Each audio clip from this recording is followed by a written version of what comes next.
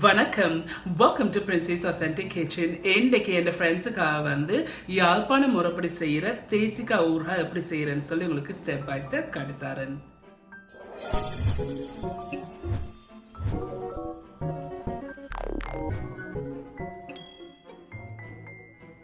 வந்து 14 தேசிக்காய் வந்து நான் நல்லபடியாக கழுவி வச்சிருக்கிறேன். 14 தேசிக்காய் எடுத்து கட்டிங் போர்டில் வச்சுட்டு இந்த நடுவில் இப்படி வெட்டி ஆகலும் அப்படி அடி வரையும் வெட்டக்கூடாது. இந்த அளவுக்கு வெட்டினீங்கன்னு சொன்னால் காணும். அதே மாதிரி இந்த பக்கம் திருப்பிட்டு ஸோ இந்த இப்படி தான் வெட்டணும். இந்த பாருங்க, இந்த இப்படி தான் இது வெட்டணும். இருக்குது இந்த உப்பை வந்து இதுக்குள்ள நாங்கள் நல்லா அடையணும். இதுக்குள்ள உப்பு நல்லா அடையுங்கோ. அதே மாதிரி இந்த நடுவுலையும் வெயிலுக்கு வந்து நல்லா வெயிலுக்கு காய வைக்கணும். ஸோ எனக்கு இங்கே கிடைக்கிற வெயில், இப்போ நீங்கள் ஸ்ரீலங்காவில் இருந்தேன்னு சொன்னால் ஈஸி 2-3 நாள்லேயே காஞ்சிரும். ஏன்னா நல்ல வெயில் இருக்குது. பட் எனக்கு வந்து அன்ஃபார்ச்சுனேட்லி ஒரு நாள் வெயிலாக இருக்கும், ஒரு நாள் வெயில் இருக்காது. ஸோ நான் வந்து வெளியில் வச்சு வெயில் வர்ற நேரம் வச்சு இதை நான் காய விடுவேன். நான் காய விட்டுட்டு எத்தனை நாள் நான் காய விட்டேன்னு சொல்கிறேன். இந்த உப்பை வந்து நல்லா அடைஞ்சிருக்கு. தேசிக்காய் எல்லாம் வந்து வெட்டி நல்லா உப்பு அடைஞ்சு வச்சிருக்கிறேன். இப்போ இது வந்து நல்ல வெயில் பார்த்து இதை நான் காய விட போறேன். இது டே 1. எனக்கு சரியான சன்லைட் கிடைக்கல.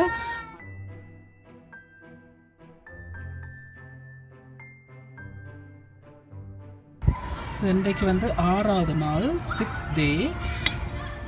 இன்றைக்கு 7ஆம் நாள். தேசிக்காய் நல்லா காஞ்சிட்டுது. ஆனால் நான் 1 நாள் 2 நாள் விட போகிறேன். என்ன கொஞ்சம் காயிறது. இந்த இதில் வந்து நான் தேசிக்காய் காய வச்சு வந்து நல்லா காஞ்சிட்டு 14 தேசிக்காய் நான் இதை காய வச்சுனான். இது 10 நாள் நல்லா காய வச்சுனா இந்த உங்களுக்கே பார்க்க தெரியுது நல்லா காஞ்சிட்டுது. இந்த எம்டி பாட்டிலில் போடுவோம்.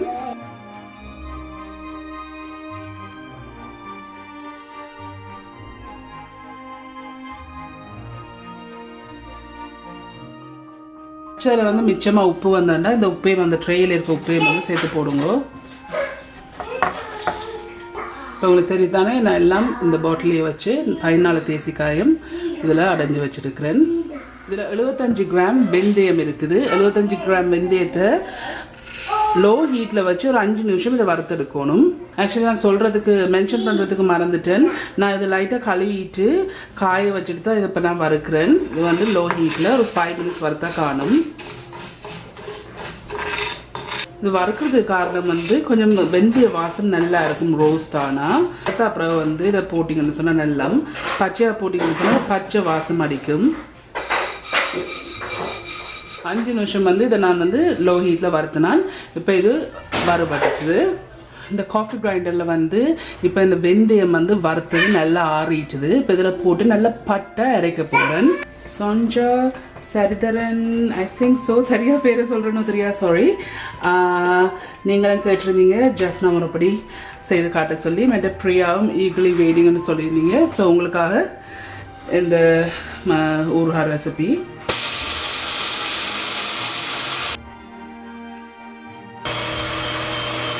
வெந்தயத்தை வந்து நல்ல பட்டை அரைச்சிருக்கிறேன். இப்போ இதை ஒரு செப்பரேட் பவுலில் வந்து இதை போடுங்க. இதில் வந்து 12 செத்த மிளகாய் இருக்குது. இதை சின்ன சின்ன பிச்சுட்டு இதில் போட்டு நல்லா கிரைண்ட் பண்ணி பவுடராக எடுப்போம்.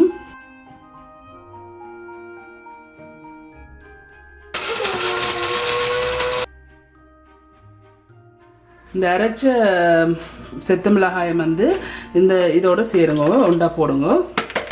வந்து 2 டீஸ்பூன் மஞ்சள் இருக்குது. இந்த மஞ்சளையும் இதோட சேருங்க. 2 டேபிள் ஸ்பூன் நல்லெண்ணெய் இருக்குது. இந்த 2 டேபிள் ஸ்பூன் நல்லெண்ணெயும் இதோட சேருங்க.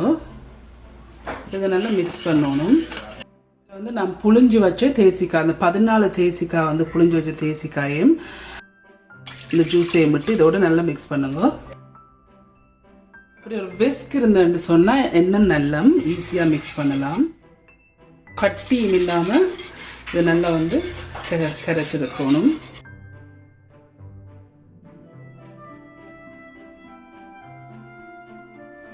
மிக்ஸ் பண்ண வந்து இந்த பாட்டிலில் விடுவோம். எந்த விதமான தண்ணியும் விட வேண்டாம். தண்ணி விட்டீங்கன்னு சொன்னால் பழுதா போயிடும். நீங்கள் கரண்டி தண்ணி வச்ச கரண்டி போடாமல் இருந்தீங்கன்னு சொன்னால் ஒரு வருஷத்துக்கு மேலேயும் வச்சிருக்கலாம், பழுதா போகாது. ஆனால் தண்ணி பட்டுதுன்னு சொன்னால் வெகு சீக்கிரம் பழுதா போயிடும்.